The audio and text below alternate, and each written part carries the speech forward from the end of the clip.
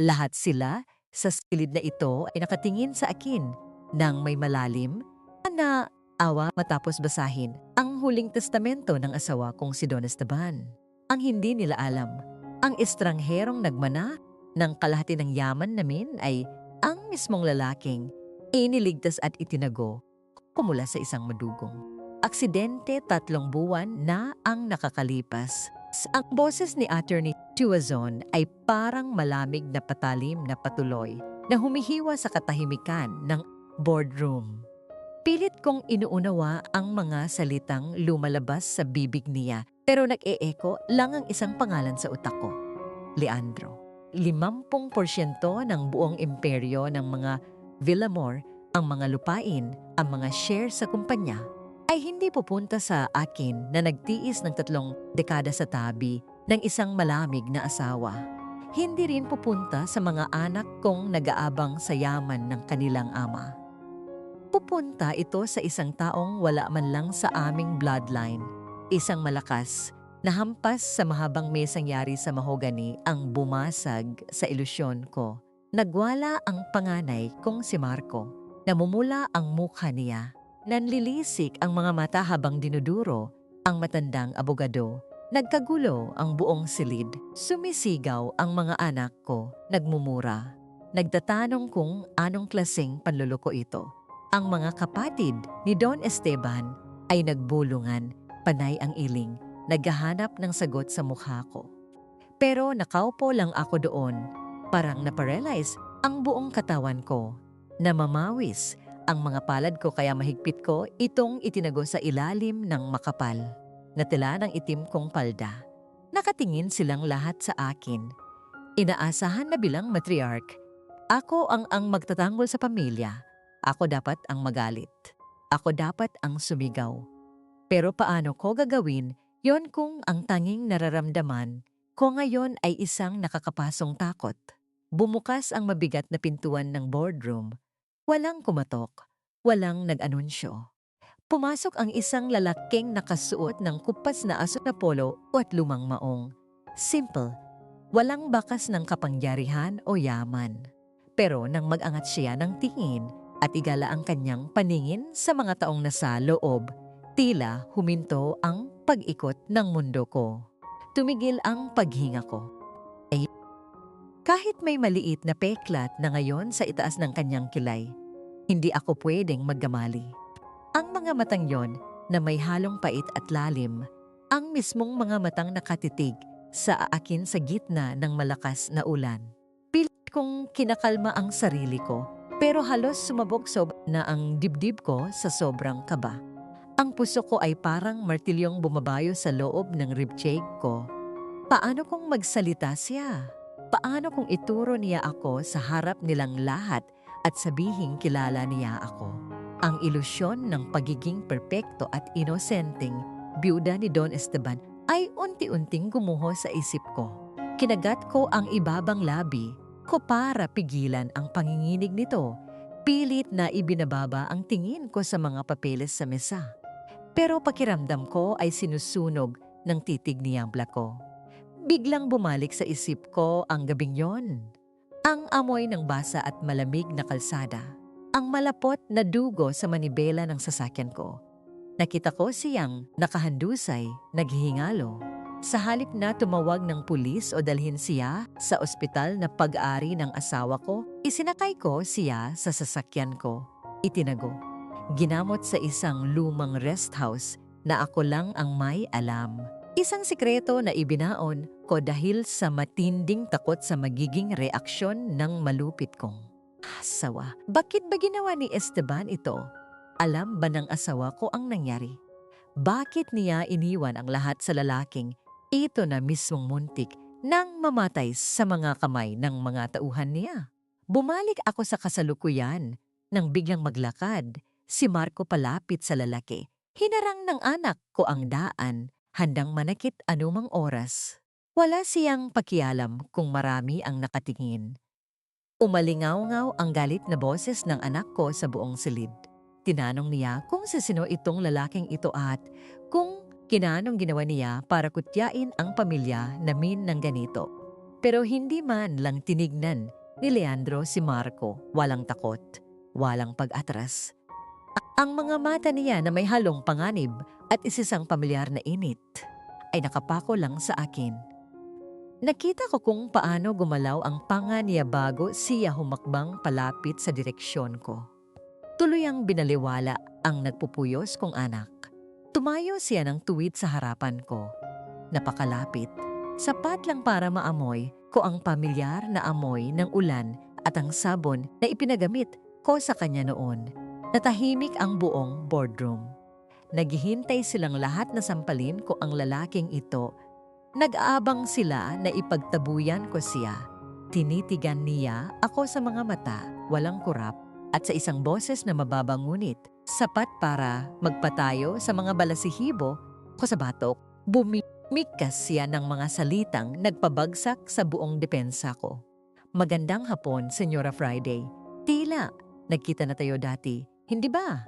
Para matigil ang mga bulungan at maprotektahan ang natitirang yaman ng mga Villamor, ginawa ko ang inaasahan nila. Lumipat ako sa Hacienda Esperanza, ang pinakamalaking lupain na iniwan ni Esteban, kung saan ngayon ay pansamantalang nakatira ang bagong tagapagmana.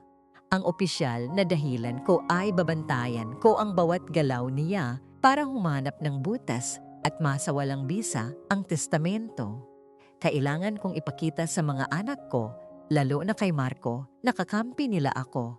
Pero sa totoo lang, lumipat ako rito para siguraduhin na hindi niya ibubunyag ang sikreto ko tungkol sa gabing iyon. Pagdating ko sa asyenda, sinalubong ako ng mainit na hangin at pamilyar na amoy ng tuyong lupa at mga mangga. Nagpanggap akong isang matapang at walang awang byuda. Sa unang araw pa lang, sinita ko na ang mga tauhan.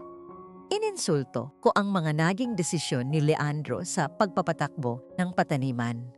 At ipinakita ko sa lahat na ako pa rin ang nag-iisang reyna ng pamilyang ito. Ngunit sa bawat pagtaas ng boses ko, sa bawat pambabastos na binibitawan ko para sakta ng kanyang ego, nakatingin lang siya sa akin. Hindi siya sumasagot. Tipid ang kanyang mga ngiti.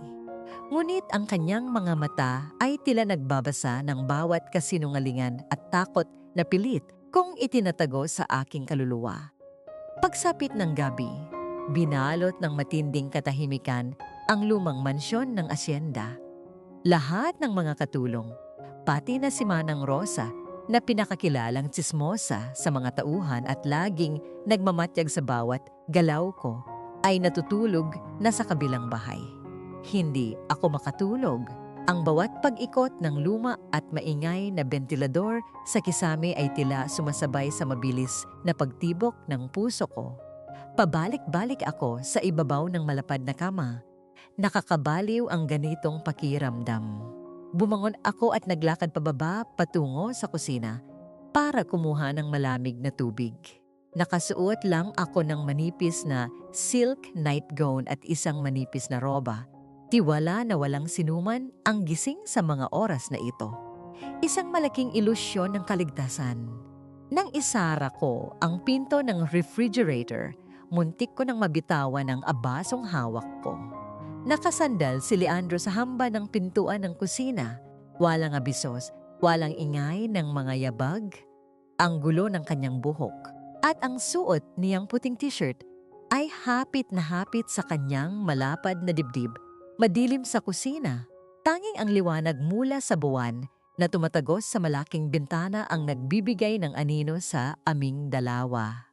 Tinanong ko siya, pilit na pinapatatag ang boses ko kung bakit gising pa siya. Pinaalalahanan ko siya na kahit nasa kanya ang kalahati ng yaman, wala siyang karapatang magpalaboy-laboy sa loob ng mansyon sa 10 oras ng gabi. Pero sa halip na sumagot o magalit, dahan-dahan siyang naglakad palapit sa aikin. Bawat hagbang niya ay tila kumukuha ng hangin sa loob ng kusina. Nahihirapan akong huminga. Umatras ako hanggang sa maramdaman ko ang malamig na marmol ng counter sa aking likuran. Wala na akong pupuntahan. Wala na akong aatrasan. Huminto siya ng sobrang lapit. Masyadong malapit para sa isang taong tinatawag kong kaaway ng pamilya. Naamoy ko ang halong pawis at ang pamilyar na sabon na ginamit niya noong gabing inaalagaan ko siya ng palihim. Tinitigan niya ang mga mata ko. Bumaba ang kanyang paningin sa aking mga labi na nanginginig at muling bumalik sa aking mga mata. Sa isang paos at halos pabulong na boses, sinabi niya na napakagaling kong umarte sa harap ng mga tao. Isang matapang malupit at galit na Doña Friday. Ngunit tinanong niya ako kung bakit nanginginig ang mga kamay ko ngayon kung totoo ngang galit ako sa kanya. Pilit niyang ibinabalik ang usapan sa nakaraan. Tinanong niya kung bakit noong gabing umuulan, noong duguan siya at walang kalaban-laban. Hindi pandidiri o galit ang nakita niya sa aking mga mata kundi takot at isang malalim na kalinga. Itinaas niya ang kanyang magaspang na kamay at dahan-dahang hinaplos ang aking braso. Isang simpleng pagdampi na puno ng init. Ngunit pakiramdam ko ay kinuryente ang buong pagkatao ko. Gusto ko siyang itulak. Gusto kong sumigaw at tawagin ang mga guwardiya. Alam kong maling-mali ito. Kapag may nakakita sa amin na ganito, kalapit sa isa't isa, masisira ang lahat ng itinatago ko. Mawawalan ako ng mukhang ihaharap sa mga anak ko. Ang konsensya ko ay patuloy na sumisigaw na lumayo ako sa lalaking ito. Isa siyang banta sa pamilya ko. Pero ang init ng kanyang palad at ang lalim ng kanyang boses ay tila nagpapatahimik sa aking pag-iisip. Napapikit ako. Hinahayaan ang sarili ko na maramdaman ang panginginig ng aking tuhod. Hinihintay ko ang susunod niyang gagawin. Pakiramdam ko ay bibigay na ang lahat ng pader na itinayo ko. Ngunit biglang may narinig kaming kaluskos mula sa labas ng pinto ng kusina. Sinundan ito ng liwanag ng isang flashlight na dumaan sa bintana at ang matinis na boses ni Manang Rosa na nagtatanong kung may tao ba sa loob. Sabay, kaming napamulat ni Leandro at nanlaki ang mga mata ko nang makita kung unti-unting umiikot ang doorknob ng kusina. Bago pa man tuluyang umikot ang doorknob ng kusina, naramdaman ko ang malakas na paghila ni Leandro sa braso ko. Sa isang iglap, nasa loob na kami ng madilim at masikip na pantry. Tinakpan niya ang bibig ko gamit ang kanyang magaspang na kamay habang ang isa niyang braso ay nakapulupot sa bewang ko para hindi ako makawala o makagawa ng ingay. Bumukas ang pinto. Narinig ko ay ang mabibigat na yabag ni Manang Rosa na pumasok sa kusisna. Umilaw ang hawak niyang flashlight na gahanap.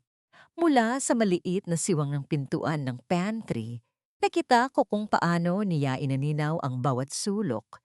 Narinig ko siyang bumubulong sa sarili. Sinasabing mahigpit ang utos ni Sir Marco na bantayan ang bawat galaw sa asyenda, lalo na sa gabi.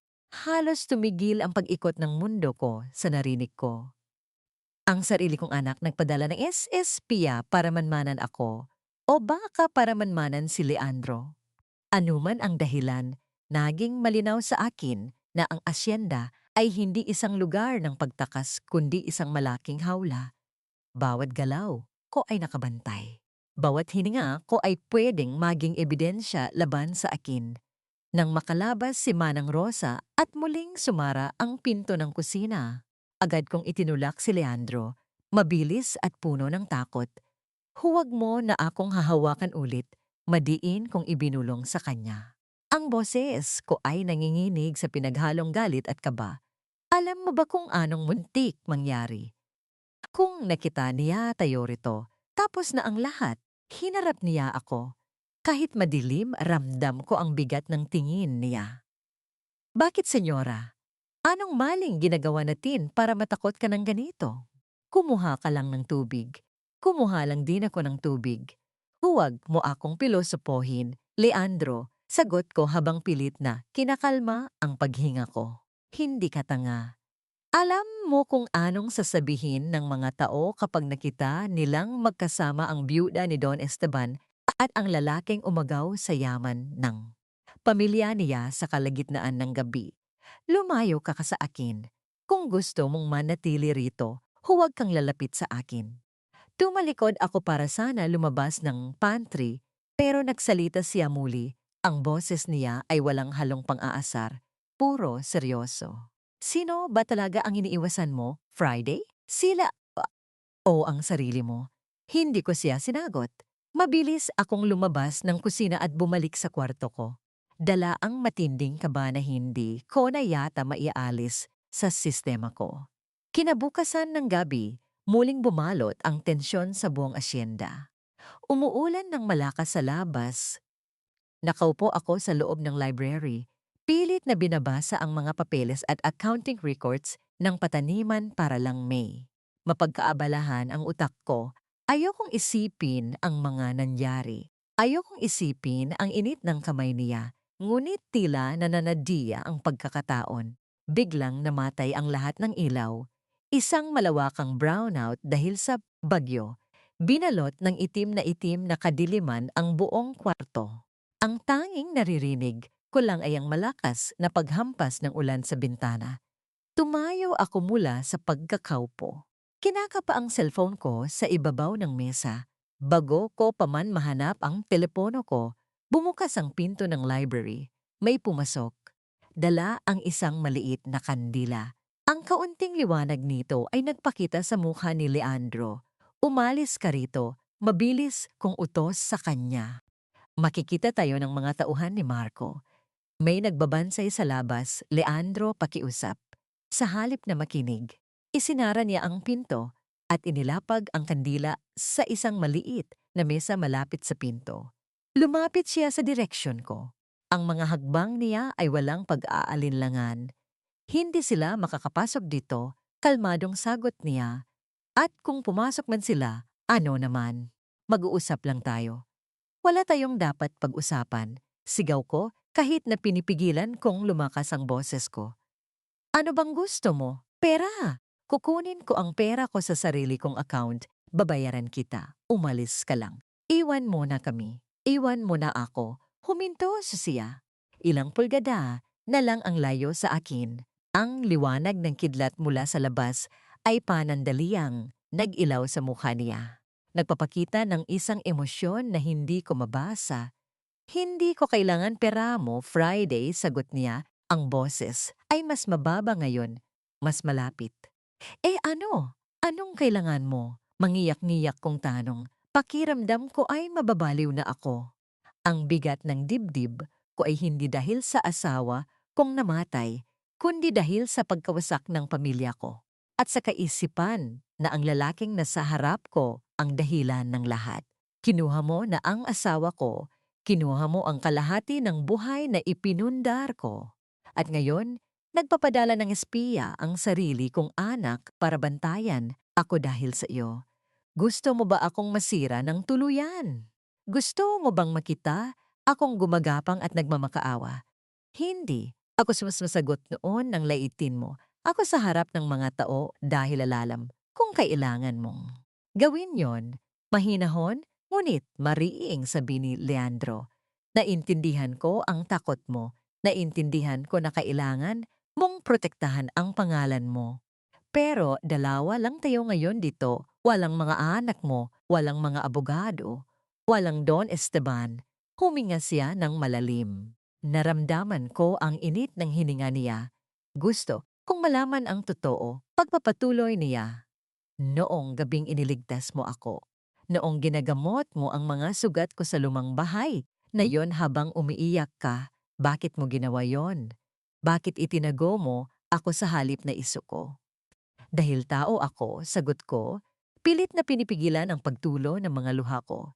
Dahil hindi ko kayang makita kang mamatay sa gitna ng daan. Iyon lang ba? Tanong niya.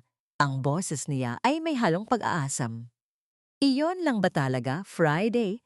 Dahil noong gabing yon, habang hawak mo ang kamay ko, nakita ko sa mga mata mo ang isang babaeng matagal nang patay sa loob. Isang babaeng naghahanap ng dahilan para mabuhay. Tumulo na ang mga luha ko.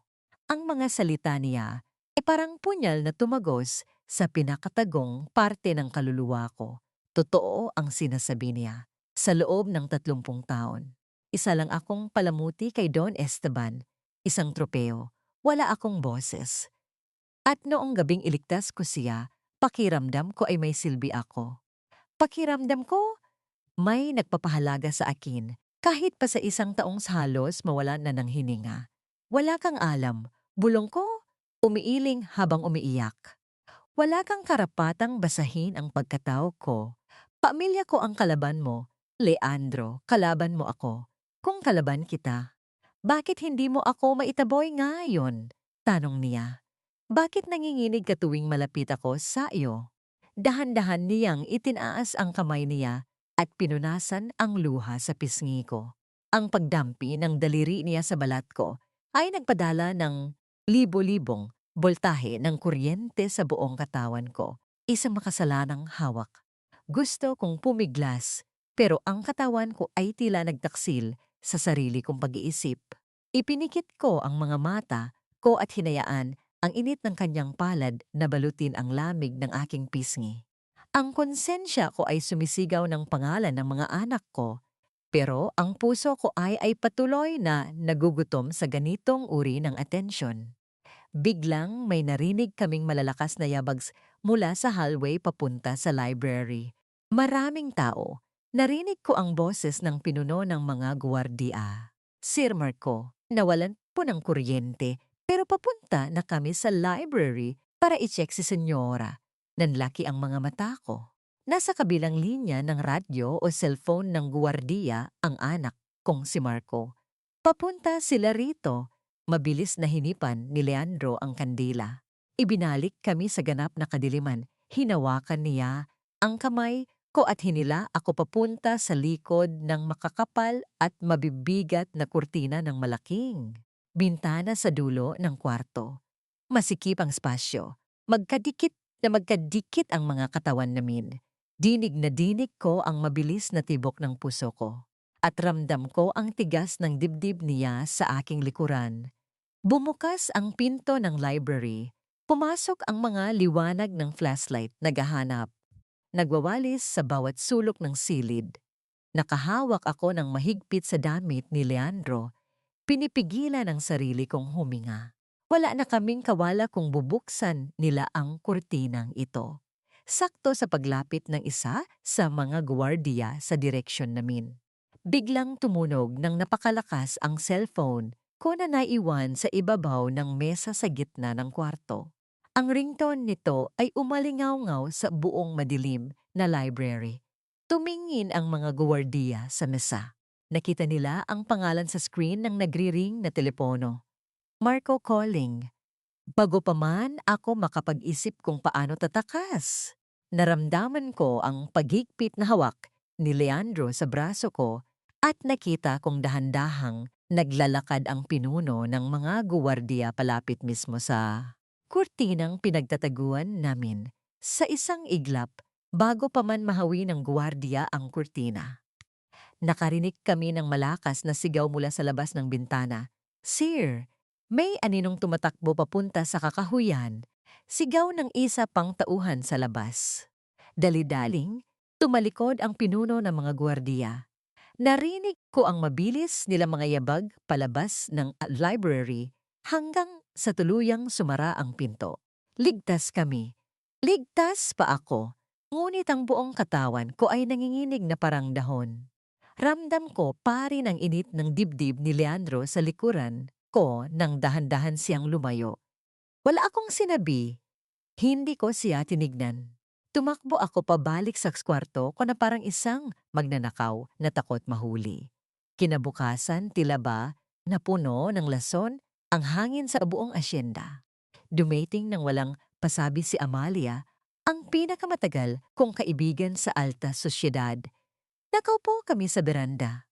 Umiinom ng kape habang ang mga mata niya ay nagmamasid sa paligid. Friday, alam mo bang may mga bulong-bulungan na sa bayan? Panimula niya. Ang boses niya ay mahina ngunit may matalas na diin. Sinasabi ng mga katulong mo rito na masyado raw kayong malapit nitong si Leandro. na madalas daw kayong nagkikita kapag tulog na ang lahat. Halos mabilaukan ako sa iniinom kong kape. Pilit kong inayos ang postura ko at tinaasan ko siya ng kilay. Itinatago ang kaba sa likod ng aking pagmamalaki. Isang kahibangan, Amalia. Mabilis at matalim kong sagot. Nandito ako para bantayan ang bawat galaw ng lalaking iyon. Kailangan kong humanap ng butas para bawiin ang yaman ni Esteban. Sa tingin mo ba makikipagkaibigan ako sa isang basurero na sumira sa pamilya ko? Napatango si Amalia, ngunit ang kanyang mga mata ay nanatiling mapanghusga. Siguraduhin mo lang, Friday, dahil kung sakaling umabot kay Marco ang tsismis na ito, alam mong hindi siya magdadalawang isip na ipahiya ka. Ang pangalan pa lang ng anak ko ay sapat na para magpabigat sa dibdib ko. At tila bakinukutya ako ng tadhana dahil pagsapit ng hapunan, dumating si Marco kasama ang dalawa niyang tauhan. Gusto raw niyang siguraduhin na maayos ang pamamalakad ko rito. Ang mahabang hapagkainan ay haning naging isang paboritong entablado ng pagpapanggap. Nasa dulo na kaupo si Marco bilang tumatayong padre de pamilya ngayon. Sa gawing kanan niya ay ako at sa tapat ko naman ay umupo si Leandro. Walang imik si Leandro, tahimik na kumakain. Habang ang mga mata ni Marco ay tila nakamatyayag sa bawat galaw namin. Para patunayan sa anak ko na wala akong kahit anong simpatiya sa lalaking ito. Sinimulan kong magsalita ng masasakit. Hindi ko maintindihan kung bakit kailangan pa nating kasabay sa pagkain ang isang tsaong hindi naman kabilang. Sa pamilyang ito, malamig kong sinabi habang hinihiwa ang karne sa plato ko. Marco, sabihan mo nga ang mga abogado mo na bilisan ang proseso. Nakakadiri na ang hangin dito sa asyenda dahil may mga taong hindi alam ang lugar nila. Ngumiti si Marco. Halatang nasisiyahan sa mga narinig. Tama ka, makunting tiis na lang at mapapalayas din natin ang taong yan. Nakatingin lang ako ng diretso sa mga mata ni Leandro. Inaasahang makikita ko ang galit sa kanya. Inaasahan tiyang kung sasagot siya at magtatalo kami. Ngunit kalmado lang siya. Isinubo niya ang kanyang pagkain nang walang pag-aalinlangan. Ngunit, bigla kong naramdaman ang isang mainit na presensya sa ilalim ng makapal na mantel ng mesa. Ang balahibo ko sa braso ay tumaas. Ang hininga ko ay biglang naging mababaw. Sa ilalim ng mesa, dahan-dahang dumampi ang dulo ng sapatos ni Leandro sa aking binti. Isang sinadyang paggalaw. Pilit kong iniatras ang paa ko. Ngunit sumunod ang kanyang paa. Mas idiniin ang binti niya sa binti ko. Tumayo ang lahat ng kaba sa sistema ko. Namuo ang malamig na pawis sa aking noo. Sa ibabaw ng mesa, patuloy ang pag-uusap namin ni Marco tungkol sa pagbawi ng yaman. Patuloy akong bumibitaw ng mga mapang-insultong salita laban kay Leandro. Kahit anong gawin niya, mananatili siyang isang hampas lupa. Mariin kong sabi, ngunit ang boses ko ay bahagyang pumiyok. Sa ilalim ng mesa, naramdaman ko ang dahan-dahang pag-akyat ng kanyang paa sa aking bukong-bukong. Tumaas ito. Dumadampi sa balat ng binti ko dahil nakasuot lamang ako ng palda. Ang init ng kanyang balat na tumatagos mula sa kanyang pantalon papunta sa hita ko ay nagdala ng isang matinding panginginig sa aking kalamnan. Isang kuryente ng kasalanan na pumupukaw sa matagal ko ng natutulog na katawan. Napahawak ako ng mahigpit sa tinidor ko. Nakita kung bahagyang ngumiti si Leandro. Is-isang ngiti na kaming dalawa lang nakakaintindi. Isang ngiti na nagsasabing, magkunwari ka pa Friday. Nahihirapan na akong huminga. Ang bawat pagagod ng binti niya sa ilalim ng mesa ay nagpapabilis ng tibok ng puso ko. Pilit kong itinatago ang pagbabago sa mukha ko. Pilit kong ibinaba ang tingin ko sa plato para hindi makita ni Marco ang nag-aapoy na pamumula ng aking pisngi. Ang konsensya ko ay nagmamakaawa na tumayo na ako at umalis. Ngunit may isang bahagi ng pagkatao ko na ayaw mawala ang init na nararamdaman ko ngayon. Ma, ayos ka lang ba? Biglang tanong ni Marco. Ang boses niya ay nagpabalik sa akin sa realidad. Bakit ka pinagpapawisan? Nanginginig ang mga kamay mo. Mabilis kong inayos ang buhok ko at sumagot na mainit lang siguro ang panahon kahit nakabukas naman ang aircon. Ngunit bago pa ako makabawi, narinig namin ang pagbagsak ng tinidor ni Marco sa sahig. Tumama ito sa marmol. Ay nahulog, walang ganang sabi ni Marco. Namilog ang mga mata ko. Bago ko pa man maiatras ang paa ko na kasalukuyang nakadikit sa binti ni Leandro. Yumuko si Marco at inilalim ang kanyang ulo sa ilalim ng mesa upang pulutin ang nahulog niyang tinidor. Mabilis na parang kidlat kung inilayo ang binti ko bago pa man umangat ang ulo ng anak ko.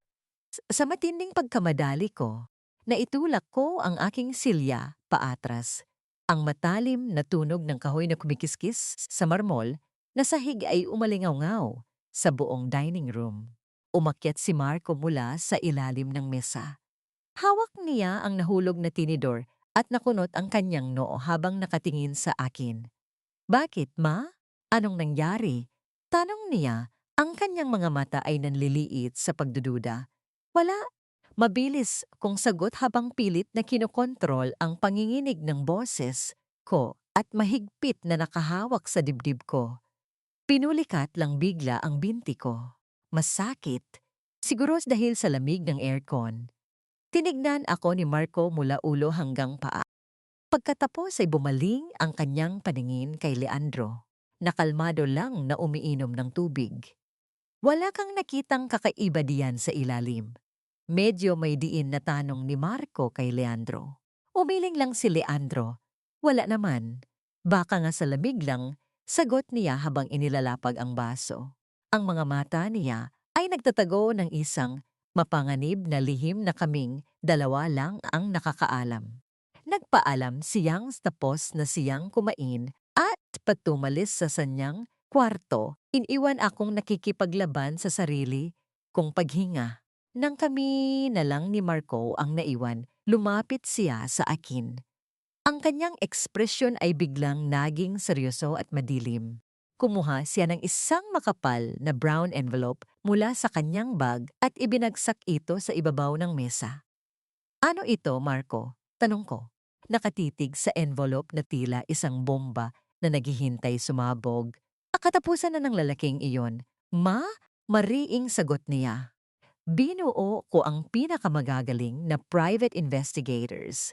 Matagal na silang naghahanap ng butas sa pagkatao ni Leandro at ngayon may nakuha na sila. Hindi siya inosente.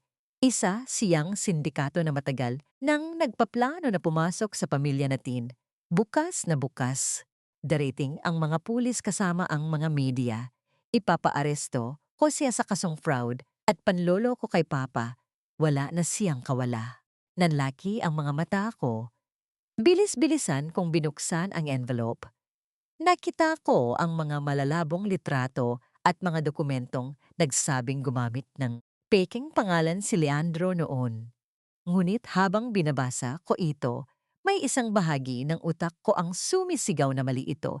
Kilala ko si Don Esteban.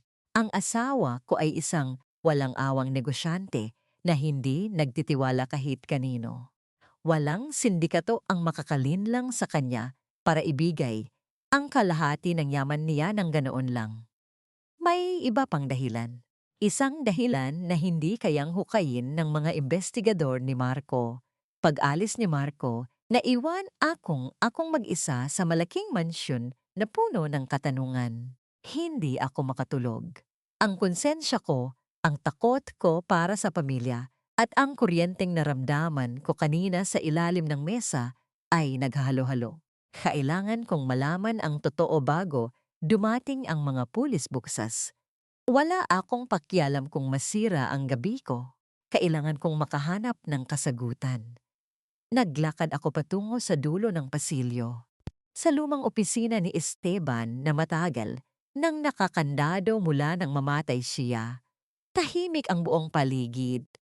Naririnig ko lang ang bawat mabilis na paghinga ko gamit ang master key na matagal ko nang itinatago. Pumasok ako sa madilim at maalikabok na kwarto. Ang amoy ng lumang papel at matapang na tabako ng asawa ko ay agad na nanuot sa ilong ko. Dumiretso ako sa malaking vault sa likod ng painting sa pader. Alam ko ang password dahil ilang beses kong palihim na napanood si Esteban na. Binubuksan ito tuwing madaling araw nang akala niya ay tulog na ako. Nanginginig ang mga daliri ko nang ipihit ko ang bakal na dial. Bumukas ang mabigat na pinto ng vault. Sa loob, sa ilalim ng mga titulo ng tulupa at mga ginto, may isang lumang itim na folder. Kinuha ko ito at binuksan sa ibabaw ng mesa sa ilalim ng maliwanag na ilaw ng desk lamp. Ang unang bumungad sa akin ay isang lumang artikulo sa dyaryo, 20 taon na ang nakakalipas. Ang headline ay nagsasabing isang negosyante ang nagpakamatay matapos bumagsak ang kumpanya at mabaon sa utang. Ang pangalan ng negosyante ay Roberto de Leon. Kilala ko ang pangalang iyon, siya ang dating business partner ni Esteban, ang lalaking siniraan, ninakawan at inipit ng asawa ko hanggang sa mawala ang lahat sa kanya. Isa iyon sa pinakamalaking kasalanan ng pamilya namin na palihim na ibinaon sa limot upang protektahan ang aming pangalan.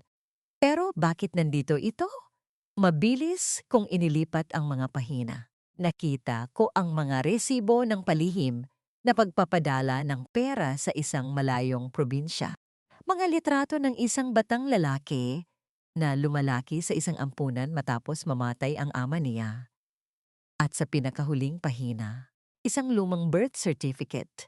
Pangalan ng ama, Roberto de Leon. Pangalan ng anak, Leandro de Leon. Bumagsak ang folder mula sa nanginginig kong mga kamay. Parang huminto ang oras. Nahihirapan akong huminga na bang may sumasakal sa akin. Parang may mabigat na bato na dumagan sa dibdib ko at dinudurog ang bawat buto ko. Hindi siya anak sa labas. Hindi rin siya isang inosenteng estranghero na nagligtas kay Esteban, ang lalaking binigyan ng asawa ko ng kalahati ng yaman namin. Ang lalaking palihim kong iniligtas at ginamot mula sa ulan, ang lalaking nagpapabilis ng tibok ng puso ko kanina lamang sa hapagkainan. Ay ang nag-iisang anak ng lalaking pinatay ng pamilya ko. Ang testamento ay hindi isang premyo. Ito ay isang kabayaran. Isang huling paghingi ng tawad ng isang halimaw na asawa na inusig sang sariling konsensya bago mamatay. Napasabunot ako sa sarili kong buhok habang tumutulo ang sunod-sunod na malalamig na luha mula sa mga mata ko. Paano na ito? Paano kapag nalaman ni Marco na ang taong papatayin niya ay biktima palang sarili nilang ama? Paano kung dumating ang mga pulis bukas at isumbat ni Leandro ang lahat ng baho namin sa harap ng media? At ang pinakamasakit na tanong na unti-anting lesson na gumagapang sa isip ko, alam ba ito ni Leandro? Ang lahat ba ng paglapit niya? Ang paghawak niya, ang mga makahulugang tingin niya sa akin ay isa lamang patibong para maghiganti sa pamilyang sumira sa buhay niya. Pinaglaruan lang ba niya ang damdamin ko? Inakit ba niya ako para mas madaling wasakin ang pamilya Villamor? Kailangan kong itago ang mga dokumentong ito. Kailangan kong protektahan ang pamilya ko. O baka kailangan kong protektahan siya mula kay Marco. Wala na akong alam. Nagkukumahog kong pinulot ang mga nagkalat na papel sa sahig, umiiyak ng walang tunog, nanginginig sa matinding kalituhan at sakit na tila pumupunit sa kaluluwa ko. Nang pupulutin ko na ang huling litrato ng Batang Leandro, nakakita ako ng isang pares ng sapatos na nakatayo mismo sa harapan ko. Nanigas ang buong katawan ko. Dahan-dahan kong iniangat ang aking paningin mula sa sahig pataas. Nakatayo siya doon sa mesa sa may pintuan ng opisina. Madilim ang kanyang mukha.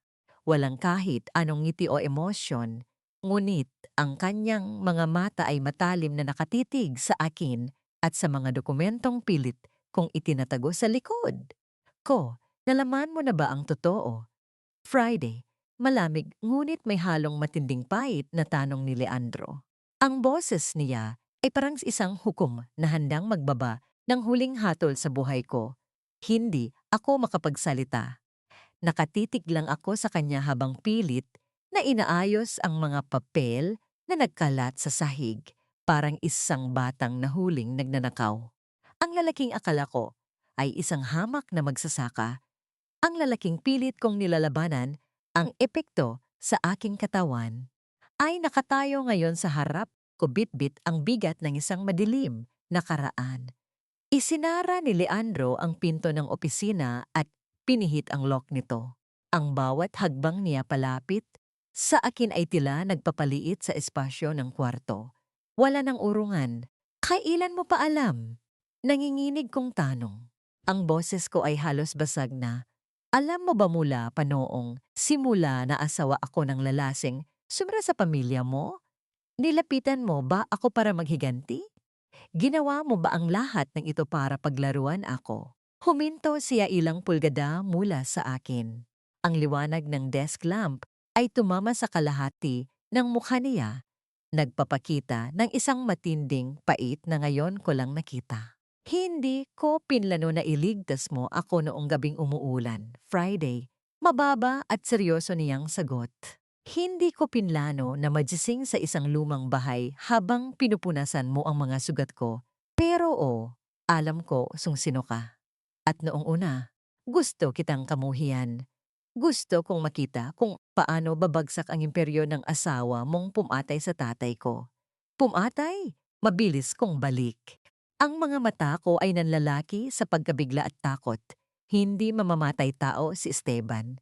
Isang negosyante ang asawa ko, malupit siya. Pero hindi siya pumapatay.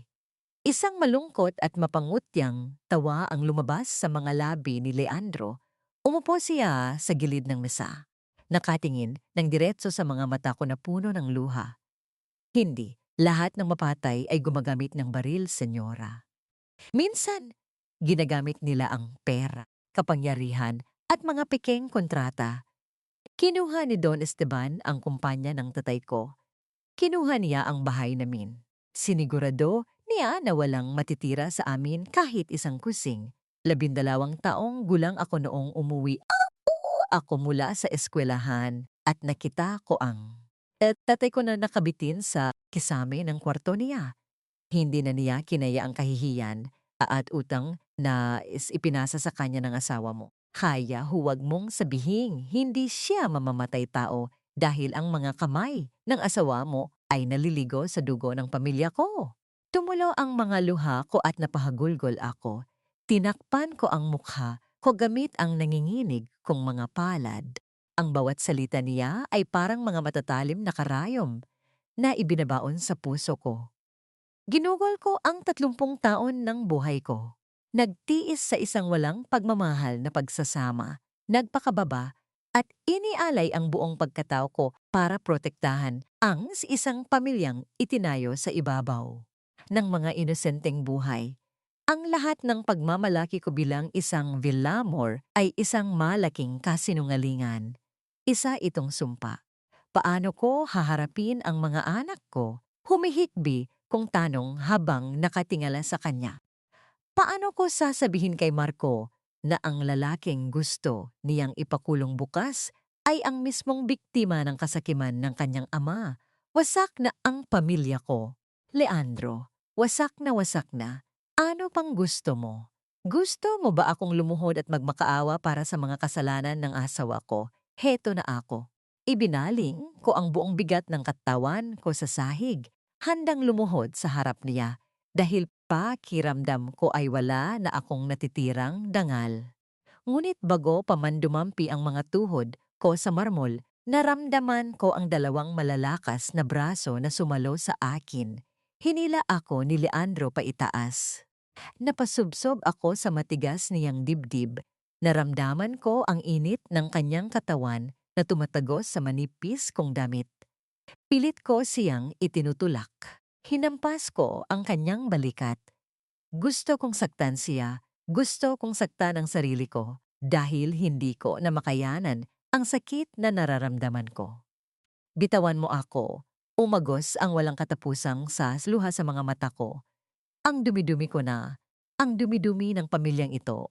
Bakit mo pa kailangang iparamdam sa akin ang lahat ng ito? Bakit mo ako ginugulo? Bakit mo hinahawakan ang binti ko sa ilalim ng mesa? Bakit mo ako tinitigan ng ganoon? Kung gusto mo kaming sirain mo na lang kami. Mahigpit niyang hinawakan ang magkabilang braso ko para patigilin ako sa pagwawala. Dahil hindi na paghihiganti ang gusto ko. Friday. Malakas niyang sagot as boses niya ay basag din at puno ng nag-uumapaw na emosyon. Nakita ko ang mga anak mong gahaman. Nakita ko ang bulok ninyong pamilya. Pero nang makita ko kung paano ka umiyak nang mag-isa noong gabing iniligtas mo ako. Nakita ko ang isang babaeng kasing wasak ko. Isang babaeng naging biktima rin ni Esteban. Itinaas niya ang isa niyang kamay at marahas ngunit maingat na pinunasan ang mga luha sa pisngi ko. Ang kanyang mga daliri ay nag-aapoy laban sa malamig kong balat. Pinaglabanan ko ang nararamdaman ko mula nang magising ako sa lumang bahay na iyon. Patuloy ni Leandro, ang kanyang mukha ay palapit ng palapit sa akin. Sinabi ko sa sarili ko na asawa ka ng kaaway ko, na dapat kitang kamuhian. Pero sa bawat araw na nakikita-kitang nagpapanggap na matapang, sa bawat gabing nararamdaman ko ang takot mo na mahawakan kita. Mas lalo lang akong nahuhulog sa maling babae. Hindi kita pinaglalaruan Friday. Baliw na baliw ako sa iyo at iyon ang pinakamalaking parusa ko. Tumigil ang pag-ikot ng mundo ko. Ang mga salita niya ay nagpatahimik sa lahat ng ingay sa utak ko. Nakatingala ako sa kanya. Basang-basa ng luha ang mukha ko. Ang mga mata niya ay nag-aapoy ng pagnanasa at pagmamahal na hindi ko kailanman naramdaman mula sa sarili kong asawa. Ang paghihingalo ng aking konsensya ay tuluyan ng nalunod sa init ng kanyang titig. Nang dahan-dahan niyang inilapit ang kanyang mukha sa akin, hindi na ako umatras. Sinalubong ko ang mga labi niya. Ang unang dampi ng kanyang bibig ay parang isang pagsabog, isang pag-angkin na matagal naming pinigilan. Ipinulupot ko ang mga braso ko sa kanyang batok. Hinila siya ng mas malapit hanggang sa wala na kaming puwang na namamagitan. Ang halik niya ay malalim, nagugutom at puno ng desperasyon. Ibinalik ko ang bawat diin ng kanyang mga labi. Hinahayaan ang sarili ko na maging makasarili sa unang pagkakataon sa buong buhay ko. Naramdaman ko ang matitibay niyang braso na pumulupot sa bewang ko. Iniangat ako ng bahagya habang itinutulak ako patalikod hanggang sa sumandal. Ako sa malamig na pader ng opisina. Napasabunot ako sa buhok niya, nararamdaman ang mabilis at malakas na tibok ng puso niya na sumasabay sa puso ko. Ang halong amoy ng luha, pawis, at ang kanyang pabango ay nakalalasing sa bawat paghalik niya sa aking leeg. Nakaramdam ako ng matinding kuryente na nagpakinig sa bawat himaymay ng aking laman. Nawala ang pangalan ni Esteban, nawala ang asyenda, nawala ang yaman. Ang tanging totoo na lang ngayon ay ang apoy na nagliliyab sa pagitan ng byuda at ng anak ng kalaban. Ang aking panginginig ay napalitan ng isang malakas na pangangailangan. Na maging kanya, na maging akin siya. Kahit na sa madilim at maalikabok na kwartong ito, pilit niyang ibinababa ang palda ko habang ang mga kamay ko ay nagmamadaling inalis ang mga botones ng kanyang polo. Ang aming mga paghinga ay mabibigat at kapos. Handa ko ng isuko ang lahat. Handa ko ng kribing talikuran ang aking pagiging ina at pagiging donya para lamang matugunan ang matinding gutom na ito. Ngunit bago pa man tuluyang mawala ang natitirang hibla ng aming mga kasuotan, isang malakas at sunod-sunod na kalabog ang yumanig sa pintuan ng opisina. Ma! Nanlamig ang buong katawan ko. Pareho kaming napahinto ni Leandro. Ang aming mga paghinga ay naghahabol. Ma, alam kong nasa loob ka. Buksan mo itong pinto. Ang matinis at galit na boses ni Marco ay tumakbo sagos sa makapal na kahoy. May mga kasama akong pulis, ma. Hinahanap namin ang lalaking yon. Buksan mo ito o sisirain namin ang pinto. Sa isang kisap mata, itinulak ko si Leandro Palayo. Nanginginig ang buong katawan ko habang nagmamadaling, inaayos, ang gusot kong palda at mabilis na ibinabalik ang mga butones ng kanyang polo. Pinulot niya ang mga nagkalat na dokumento at itinago ito sa ilalim ng kanyang silya.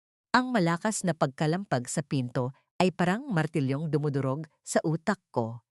Sisirain ko itong pinto, matalim na banta ni Marco mula sa labas. Huminga ako ng malalim, pilit na pinakalma ang pagtibok ng puso ko at pinunasan ang mga luha sa pisngi ko. Nang buksan ko ang pinto, bumungad sa akin ang galit na mukha ni Marco, kasama ang dalawang armadong pulis. Tumingin si Marco sa akin, pababa sa aking mga nanginginig na kamay, at pagkatapos ay sa madisim na sulok ng opisina kung saan nakatayo si Leandro. Ano ito, ma? Anong ginagawa ninyong dalawa dito sa madilim na kwarto? Puno ng malisya at pagdududang tanong ng anak ko. Tinignan ko siya ng diretso sa mga mata. Ginagamit ang natitira kong kapangyarihan bilang ina niya. Nang-uusap kami tungkol sa testamento, Marco. Anong ginagawa ng mga pulis sa loob ng pamamahay ko? Arestuhin na natin ang manlolokong yan. Sigaw ni Marco sabay turo kay Leandro. May mga ebidensya na ako. Ginamit niya ang peking pangalan niya para pumasok sa pamilya natin at manipulahin si Papa bago ito mamatay. Pulis, hulihin niyo na siya.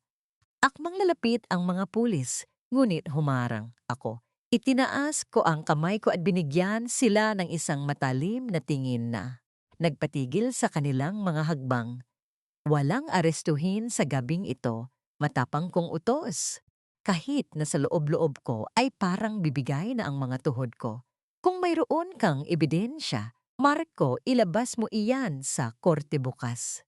Bukas gaganapin ang huling pagdinig sa testamento ng ama mo. Doon tayo magtutuos. Wala kayong karapatang manggulo sa asyenda ko. Nang gigigil na umatras si Marco, tinignan niya ako na parang hindi niya ako kilala. Sige, ma, bukas. Sisiguraduhin kung mabubulok sa kulungan ang lalaking yan. At sana hindi ka madamay sa kahihiyan niya. Kinabukasan, ang labas ng korte ay tila naging isang malaking entablado.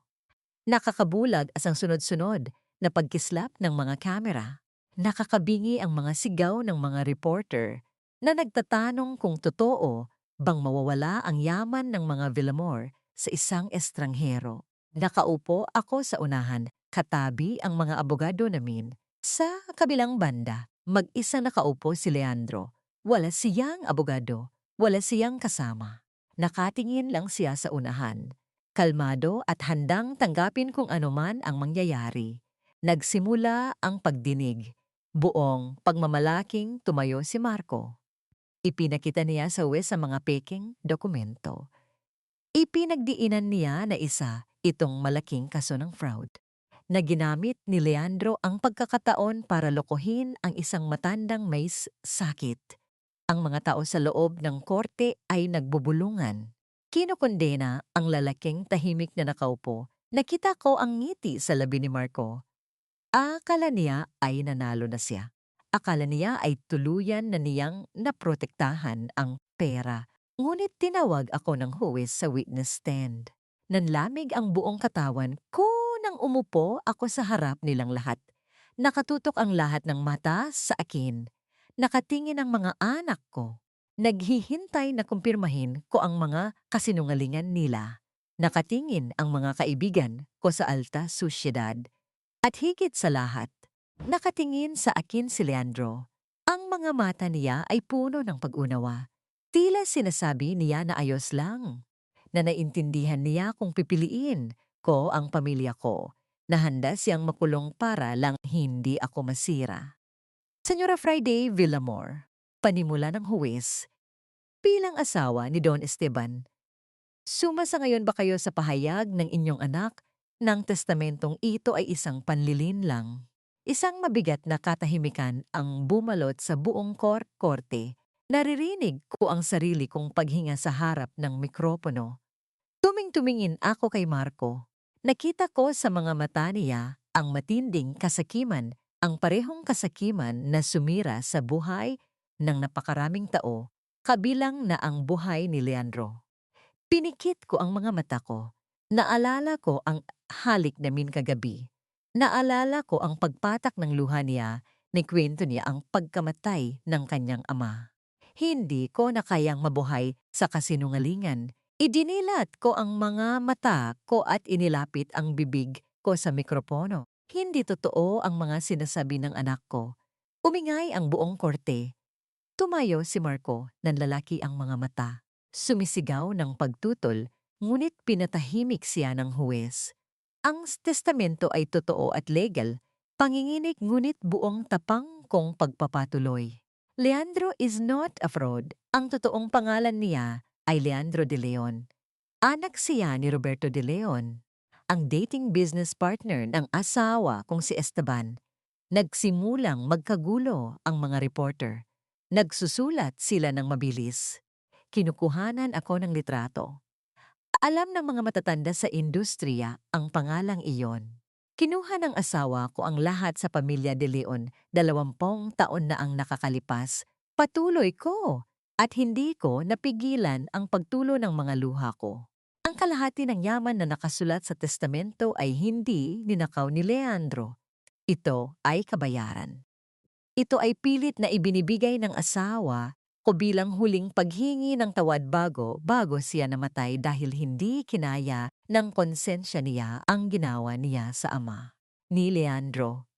Ibinibigay ko ang buong suporta ko sa testamentong ito.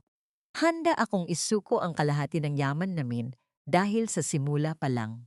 Hindi naman talaga sa amin yon. Nababaliw ka na, ma, umalingaw-ngaw ang boses ni Marco sa buong kwarto. Nagwala siya. Sinusubukang lumapit sa akin pero pinigilan siya ng mga pulis. Kinukulam ka ng lalaking yan. Niloloko ka niya. Paano mo nagagawang ipagkanulo ang sarili mong pamilya para sa isang basurero? Umiiyak lang ako habang nakaupo sa witness stand. Pakiramdam ko ay gumuho ng buong mundo ko, pero sa unang pagkakataon, gumaan ang dibdib ko. Nagsabi ako ngang totoo. Pinalaya ko ang sarili ko.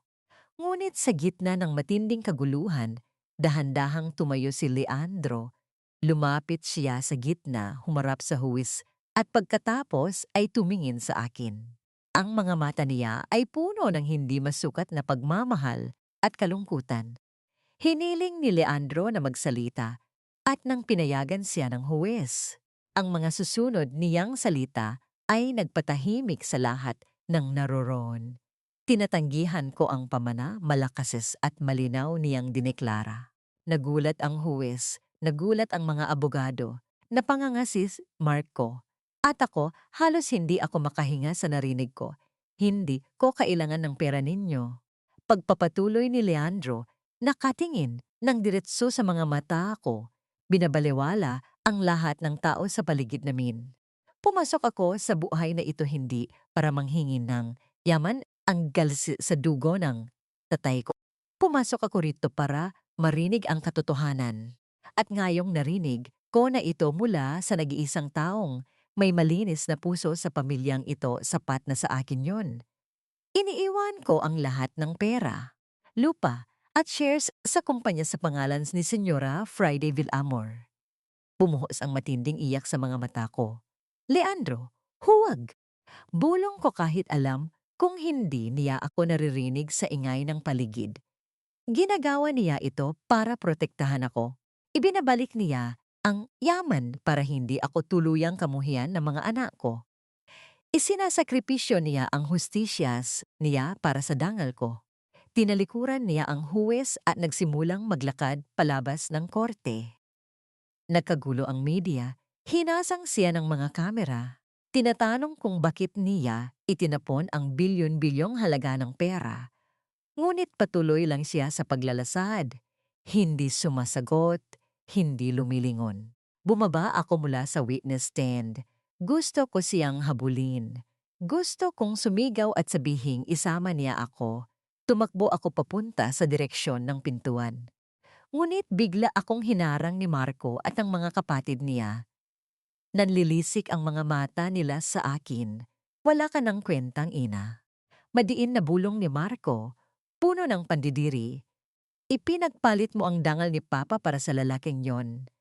Pilit kong itinutulak ang mga anak ko. Umiiyak at nagmamakaawa na paraanin nila ako.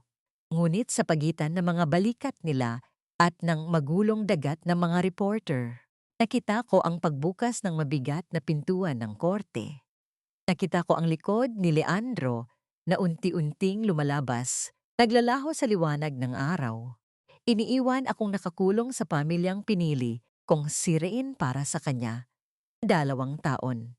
2 taon na ang lumipas mula ng isara ko ang pinto ng korte at tuluyang talikuran ang huwad na buhay na kinagislinan ko. Hindi naging madali ang mga sumunod na buwan. Umalis ako sa malaking mansyon. Ibinenta ko ang mga shares na nakapangalan sa akin at ginamit ang pera para magtayo ng isang maliit na foundation para sa mga pamilyang nabiktima ng mga mapanlinlang na negosyante. Sa simula, galit na galit si Marco at ang mga kapatid niya. Itinuring nila akong taksil.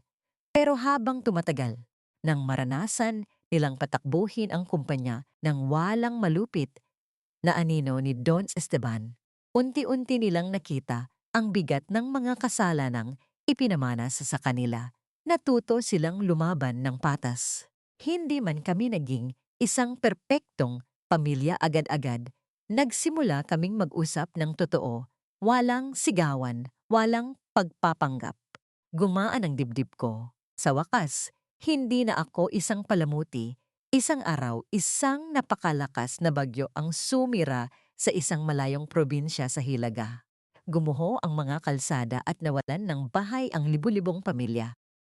Sumama ako bilang isa sa mga volunteer ng Red Cross. Nakasuot lang ako ng simpleng t-shirt, lumang pantalon at bota. Wala na ang mamahaling alahas at makapal na makeup. Punang-putik ang mga kamay ko habang nag-aabot ng mga relief goods sa isang masikip at maingay na evacuation center. Habang inaabot ko ang isang kahon ng delata at bigas sa susunod na tao sa pila, naramdaman ko ang magaspang at pamilyar na mga kamay na sumalo nito. Huminto ang pahinga ko, dahan-dahan kong iniangat ang aking paningin. Sa gitna ng maingay na covered court, sa gitna ng mga umiiyak na bata at mga taong nagkakagulo, nakatayo siya. Nakangiti, bagamat pagod at basang-basa ang kanyang damit. Leandro. Walang nagbago sa mga mata niya. Nandoon pa rin ang lalim, ang init, at ang pagmamahal na huli kong nakitabag siya tuluyang maglakad palabas ng korte. Pero ngayon, wala ng bakas ng pait, wala ng anino ng nakaraan. Kamusta, Friday? Malumanay niyang bati. Ang boses niya ay parang isang pamilyar na kanta na matagal ko nang gustong marinig ulit. Tumulo ang mga luha ko. Pero sa pagkakataong ito, hindi dahil sa takot o konsensya. Mga luha ito ng matinding ginhawa. Binitawan ko ang mga hawak kong kahon at hindi ko na napigilan ang sarili ko. Niyakap ko siya ng mahigpit. Wala akong pakialam kung maputik kami o kung maraming nakatingin.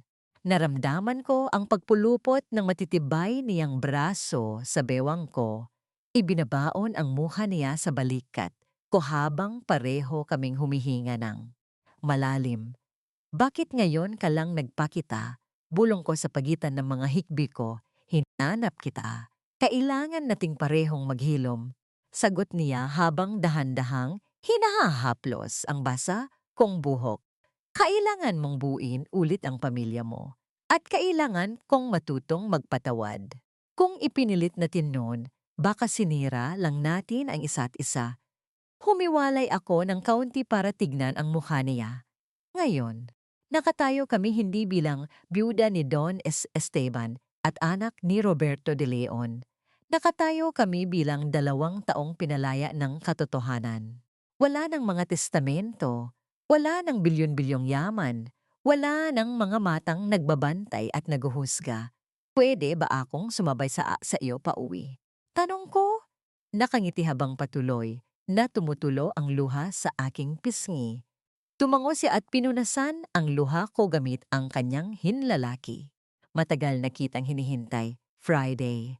Sa huli, napagtanto ko na ang pag-ibig, gaano man katotoo, ay maaaring dumating sa maling oras at sa pinakamaling sitwasyon. Nakakabulag ang tukso at nakakamatay ang pagtatago ng mga lihim. Ngunit kung handa, kang gusto ko ang lahat para sa kung ano ang tama, kung handa mong harapin ang iyong mga kasalanan ng may malinis na budhi, ang tadhana na mismo ang gagawa ng paraan para ibigay sa iyo ang kaligayahang nararapat sa iyo, hindi sa madilikim na sulok, hindi sa ilalim ng mesa, kundi sa ilalim ng liwanag, kung saan malaya kang magmahal at mahalin.